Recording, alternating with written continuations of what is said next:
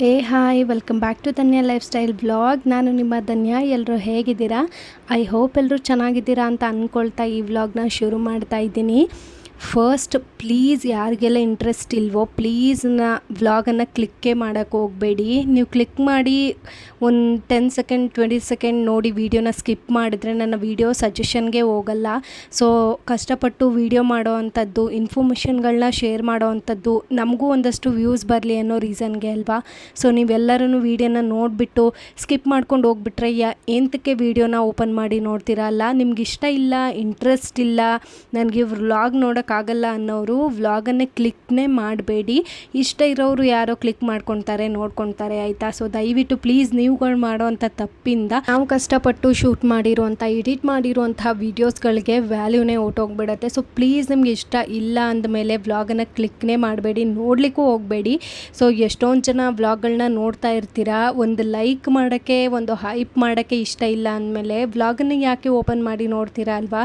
So ದಯವಿಟ್ಟು camera ಮುಂದೆ ಬಂದು YT ಚಾನಲ್ನ ನಾನು ಕ್ಲೋಸ್ ಮಾಡ್ತಿದ್ದೀನಿ ಅಂತ ವಿಡಿಯೋ ಮಾಡಿ ಅಪ್ಲೋಡ್ ಮಾಡೋ ಹಾಗೆ ಮಾಡಬೇಡಿ ದಯವಿಟ್ಟು. ಏನೋ ಒಂದು ಹೋಪ್ ಇಟ್ಕೊಂಡು ಏನೋ ನಮಗೆ ಗೊತ್ತಿರೋ ಒಂದಷ್ಟು ಇನ್ಫಾರ್ಮೇಷನ್ಗಳನ್ನ ಶೇರ್ ಮಾಡಬೇಕು, ನಾವು ಕೂಡ ವ್ಲಾಗ್ಗಳನ್ನ, ಕುಕ್ಕಿಂಗ್ ವೀಡಿಯೋಸ್ಗಳನ್ನ ಮಾಡಬೇಕು ಅಂತ ಒಂದು ಹೋಪಿಂದ ಬಂದಿರ್ತೀವಿ.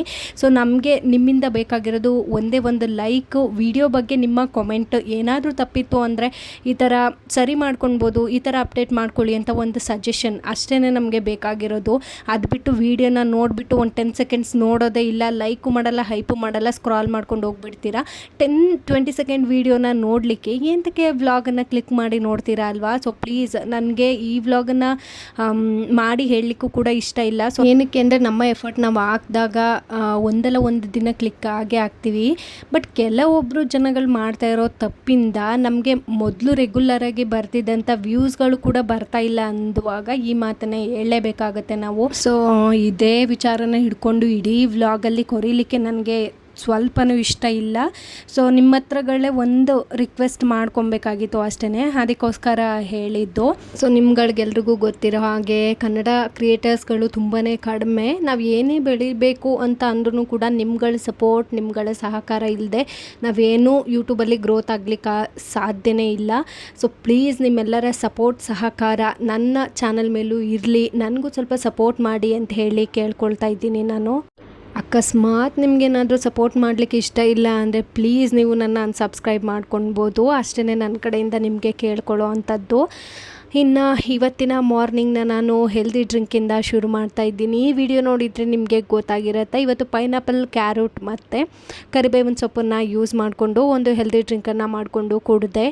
ಎಲ್ಲರಿಗೂ ಈ ಒಂದು ಸಮ್ಮರ್ ಸೀಸನ್ನಲ್ಲಿ ದೇಹವನ್ನು ಹೈಡ್ರೇಟಾಗಿ ಇಟ್ಕೊಳ್ಳೋದು ತುಂಬಾ ಚಾಲೆಂಜಿಂಗ್. ಅದನ್ನು ನಾವು ಮಾರ್ನಿಂಗ್ ಒಂದು ರೊಟೀನ್ ಥರ ಹ್ಯಾಡ್ ಮಾಡ್ಕೊಂಡ್ಬಿಟ್ರೆ ನಮ್ಮ ಲೈಫ್ ಸ್ಟೈಲಲ್ಲಿ ತುಂಬಾ ಹೆಲ್ಪ್ಫುಲ್ ಆಗುತ್ತೆ, ನಮ್ಮ ದೇಹವನ್ನು ಫುಲ್ ಡೇ ಹೈಡ್ರೇಷನನ್ನು ಕಾಪಾಡ್ಕೊಳ್ಳಿಕ್ಕೆ ಅಂತ ಹೇಳಲಿಕ್ಕೆ ಇಷ್ಟಪಡ್ತೀನಿ. ಇನ್ನು ಇವತ್ತಿನ ವ್ಲಾಗಲ್ಲಿ ಸುಮಾರು ಒಂದು ವಾರಗಳಿಗೆ ಆಗುವಷ್ಟು ಹುಳಿಗೊಜ್ಜು ಅಂತ ಹೇಳ್ತಾರೆ ಇದನ್ನು ನಮ್ಮ ಕಡೆ. ಕೆಲವೊಬ್ಬರು ಪುಳಿಯೋಗರೆ ಗೊಜ್ಜು ಅಂತಲೂ ಹೇಳ್ತಾರೆ. ಅದನ್ನು ಮಾಡಿ ನಾವು ಒಂದು ಕಂಟೈನರ್ಗೆ ಸ್ಟೋರ್ ಮಾಡಿ ಇಟ್ಕೊಂಡ್ಬಿಟ್ರೆ ಎಮರ್ಜೆನ್ಸಿ ಇದ್ದುವಾಗ ಬರೀ ರೈಸ್ ಮಾಡಿಕೊಂಡು ಇದನ್ನು ಜೊತೆಗೆ ಹಾಕೊಂಡು ತಿಂತಾ ಇದ್ದರೆ ಸಕ್ಕತ್ತಾಗಿರುತ್ತೆ ಟೇಸ್ಟ್ ಮಾತ್ರ. ನೀವು ಕೂಡ ಈ ಥರ ಹುಳಿಗೊಜ್ಜನ್ನು ಮಾಡಿ ಸ್ಟೋರ್ ಮಾಡ್ಕೊಳ್ಳಿ. ತುಂಬಾ ಅರ್ಜೆಂಟ್ ಇದೆ ಇವತ್ತು ಅಡುಗೆ ಮಾಡೋಕ್ಕೆ, ನನ್ನ ಹತ್ರ ಟೈಮ್ ಇಲ್ಲ ಅಂದಾಗ ಈ ಗೊಜ್ಜು ಉಪಯೋಗಕ್ಕೆ ಬರುತ್ತೆ ಅಂತಲೇ ಹೇಳ್ಬೋದು. ಇವಾಗ ಹೇಗೆ ಮಾಡೋದಂತ ನೋಡೋಣ. ದಪ್ಪ ನಿಂಬೆಹಣ್ಣು ಗಾತ್ರದಷ್ಟು ಹುಣಸೆ ಹಣ್ಣನ್ನು ತೊಗೊಂಡು ನೆನೆಲಿಕ್ಕೆ ಇಟ್ಕೊಂಡಿದ್ದೀನಿ. ಅದಾದ ನಂತರ ಸ್ಟವ್ ಮೇಲೆ ಒಂದು ಪ್ಯಾನ್ನ ಇಟ್ಕೊಂಡು ಪ್ಯಾನ್ ಕಾದಿದ್ದಾದ ನಂತರ ಎಣ್ಣೆ, ಸಾಸಿವೆ, ಹೆಸರುಬೇಳೆ, ಉದ್ದಿನಬೇಳೆ, ಕಡಲೆ ಬೀಜನ ಹಾಕೊಂಡ್ಬಿಟ್ಟು ನೀಟಾಗಿ ರೋಸ್ಟ್ ಮಾಡ್ಕೊಳ್ಬೇಕು. ಕಡಲೆ ಬೀಜ ನೀಟಾಗಿ ರೋಸ್ಟ್ ಆಗಿದ್ದಾದ ನಂತರ ನಾನಿಲ್ಲಿ ಇವಾಗ ಇದಕ್ಕೆ ಹಸಿರು ಮೆಣಸಿನ್ಕಾಯಿ, ಒಣಮೆಣಸಿನ್ಕಾಯಿ ಮತ್ತು ಕರಿಬೇವಿನ ಸೊಪ್ಪನ್ನು ಸೇರಿಸ್ಕೊಳ್ತಾ ಇದ್ದೀನಿ. ಒಣಮೆಣಸಿನ್ಕಾಯಿ, ಹಸಿರು ಮೆಣಸಿನ್ಕಾಯಿ ಎರಡೂ ಕೂಡ ಟೇಸ್ಟ್ ತುಂಬಾ ಚೆನ್ನಾಗಿರುತ್ತೆ. ಅದಕ್ಕೆ ಎರಡೂ ನಾನು ಸೇರಿಸ್ಕೊಂಡಿದ್ದೀನಿ. ನಿಮಗೆ ಹಸಿರು ಮೆಣಸಿನ್ಕಾಯಿ ಅಥವಾ ಒಣಮೆಣಸಿನ್ಕಾಯಿ ಯಾವುದರಲ್ಲಿ ಒಂದು ನಿಮ್ಗೆ ಇಷ್ಟ ಇಲ್ಲ ಅಂದರೂ ಕೂಡ ಅದನ್ನು ಸ್ಕಿಪ್ ಮಾಡಿ ಒಂದನ್ನೇ ಹಾಕೋಬೋದು.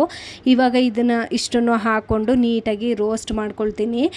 ಇವಾಗ ಇದಕ್ಕೆ ಜಜ್ಜಿಟ್ಕೊಂಡಿರುವಂಥ ಬೆಳ್ಳುಳ್ಳಿನ ಸೇರಿಸ್ಕೊಳ್ತಾ ಇದ್ದೀನಿ. ನೀಟಾಗಿ ಬೆಳ್ಳುಳ್ಳಿನ ಸೇರಿಸ್ಕೊಂಡು ಎಣ್ಣೆಯಲ್ಲಿ ನಾವು ಹಾಕಿರುವಂಥ ಒಗ್ಗರಣೆ ಐಟಮ್ಸ್ ಚೆನ್ನಾಗಿ ಬೇಯಬೇಕು. ಅಷ್ಟೊತ್ತವರೆಗೂ ನಿಧಾನಕ್ಕೆ ನೀಟಾಗಿ ಫ್ರೈ ಮಾಡ್ಕೊಳ್ಳಿ.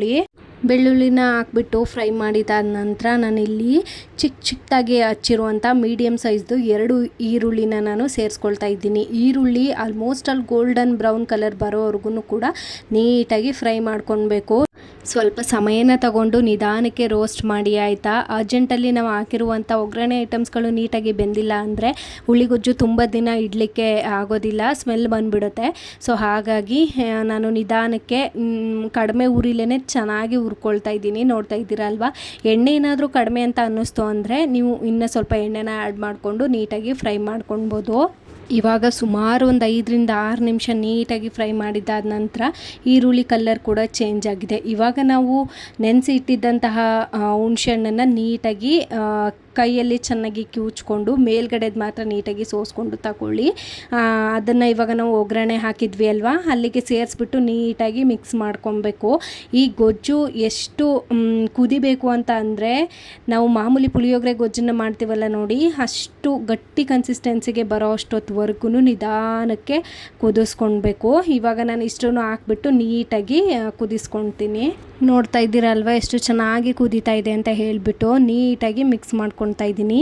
ಈ ಒಂದು ಟೈಮಲ್ಲಿ ನಾನು ಇವಾಗ ಇದಕ್ಕೆ 2 ಪಾಕೆಟ್ ಅಷ್ಟು ಪುಳಿಯೋಗರೆ ಪೌಡ್ರನ್ನ ತೊಗೊಂಡಿದ್ದೀನಿ. ನಾನು ಗಣೇಶ ಪುಳಿಯೋಗರೆ ಪೌಡರ್ನ ಯೂಸ್ ಮಾಡ್ಕೊಂಡಿದ್ದೀನಿ. ನಿಮ್ಗೆ ಯಾವುದಿಷ್ಟನೋ ಆ ಪೌಡ್ರನ್ನ ಯೂಸ್ ಮಾಡ್ಕೊಳ್ಬೋದು. ಇವಾಗ ನಿಧಾನಕ್ಕೆ ನೀಟಾಗಿ ಮಿಕ್ಸ್ ಮಾಡ್ಕೊಳ್ಬೇಕು.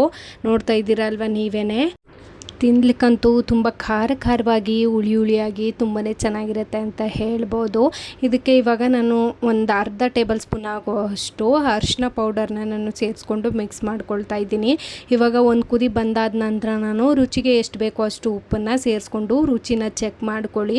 ನಿಮಗೇನಾದರೂ ಸ್ವಲ್ಪ ಖಾರನ ತಿನ್ನಲಿಕ್ಕೆ ಇಷ್ಟಪಡ್ತೀನಿ ಅನ್ನೋರಾದರೆ ಒಂದು ಅರ್ಧ ಟೇಬಲ್ ಸ್ಪೂನ್ ಆಗುವಷ್ಟು ಅಚ್ಚ ಖಾರ ಪೌಡರ್ ಕೂಡ ನೀವು ಆ್ಯಡ್ ಮಾಡ್ಕೊಳ್ಬೋದು. ನಾನು ಚಿನಿಮಾಗೆ ತಿನ್ನಿಸೋದ್ರಿಂದ ಹಸಿರು ಮೆಣಸಿಕಾಯಿ ಮೆಣಸಿಕಾಯಿ ಹಾಕಿದ್ದೀನಿ ಅಲ್ಲ, ಅಷ್ಟೇ ಖಾರ ಸಾಕಾಗುತ್ತೆ ಅಂತ ಹೇಳಿ ನಾನು ರೆಡಿ ಮಾಡ್ಕೊಂಡಿದ್ದೀನಿ.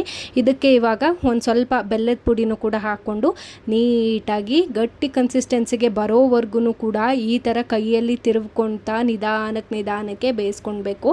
ನೋಡ್ತಾ ಇದ್ದೀರಾ ಅಲ್ವಾ, ಎಣ್ಣೆ ತೇಲ್ಕೊಂಡು ಮೇಲ್ಗಡೆ ಬರ್ತಾ ಇದೆ. ಇಷ್ಟು ಗಟ್ಟಿ ಕನ್ಸಿಸ್ಟೆನ್ಸಿಗೆ ಬಂದಾಗ ನೀವು ಸ್ಟವ್ನ ಆಫ್ ಮಾಡಿ ಕಂಪ್ಲೀಟಾಗಿ ತಣ್ಣಗಾಗಲಿಕ್ಕೆ ಬಿಟ್ಬಿಟ್ರೆ, ಈಗ ತೋರಿಸ್ತೀನಿ ನೋಡಿ ಎಷ್ಟು ಗಟ್ಟಿಯಾಗಿದೆ. ನಾನು ಸ್ಟೋರ್ ಮಾಡಿ ಎತ್ತಿಡೋ ಟೈಮಿಗೆ ಅಂತ ಹೇಳಿಬಿಟ್ಟು ಇಷ್ಟು ಗಟ್ಟಿ ಕನ್ಸಿಸ್ಟೆನ್ಸಿಗೆ ಬರುತ್ತೆ. ಅದು ಕಂಪ್ಲೀಟಾಗಿ ತಣ್ಣಗಾಗಲಿಕ್ಕೆ ಬಿಟ್ಬಿಡಬೇಕು. ಇವಾಗ ನಾನು ಒಂದು ಗ್ಲಾಸ್ ಕಂಟೈನರ್ಗೆ ಹಾಕಿಬಿಟ್ಟು ಸ್ಟೋರ್ ಮಾಡ್ಕೊಳ್ತಾ ಇದ್ದೀನಿ. ಹೊರಗಡೆ ಅವ್ರೂರನ್ನು ಬಿಟ್ಟು ಬೇರೆ ಊರಿಗೆ ಕೆಲಸಕ್ಕೆ ಹೋಗೋವಂಥವ್ರು ನಿಮ್ಮಮ್ಮ ಕೈಲಿ ಈ ಥರ ಮಾಡಿ ಒಂದು ಬಾಕ್ಸಿಗೆ ಸ್ಟೋರ್ ಮಾಡಿಸ್ಕೊಂಡ್ಬಿಡಿ. ಡೈಲಿ ಹೋಟೆಲ್ ಊಟ ತಿನ್ನೋರಿಗೆ ಒಂದು ಸ್ವಲ್ಪ ಅನ್ನನ ಮಾಡಿಕೊಂಡು ಈ ಥರ ಗೊಜ್ಜನ್ನು ಹಾಕ್ಕೊಂಡು ತಿಂದರೆ ಟೇಸ್ಟ್ ನೆಕ್ಸ್ಟ್ ಲೆವೆಲ್ ಅಂತ ಹೇಳ್ಬೋದು. ಎಷ್ಟೋ ಜನ ಹಾಸ್ಟೆಲ್ಗೆ ಹೋಗೋ ಸ್ಟೂಡೆಂಟ್ಸ್ಗಳು ಇರ್ತಾರೆ, ಅವ್ರಿಗೂ ಕೂಡ ಇದು ಯೂಸ್ಫುಲ್ ಒಂದು ಗೊಜ್ಜು ರೆಸಿಪಿ ಅಂತಲೇ ಹೇಳ್ಬೋದು. ಇವಾಗ ನಾನು ಕೂಡ ಬಿಸಿ ಅನ್ನನ ಮಾಡ್ಕೊಂಡಿದ್ದೆ, ಅದಕ್ಕೆ ಹಾಕ್ಕೊಂಡು ತಿಂತಾ ಇದ್ದೀನಿ. ಟೇಸ್ಟ್ ಅಂತೂ ತುಂಬಾ ಚೆನ್ನಾಗಿ ಬಂದಿತ್ತು ಗೊತ್ತಾ.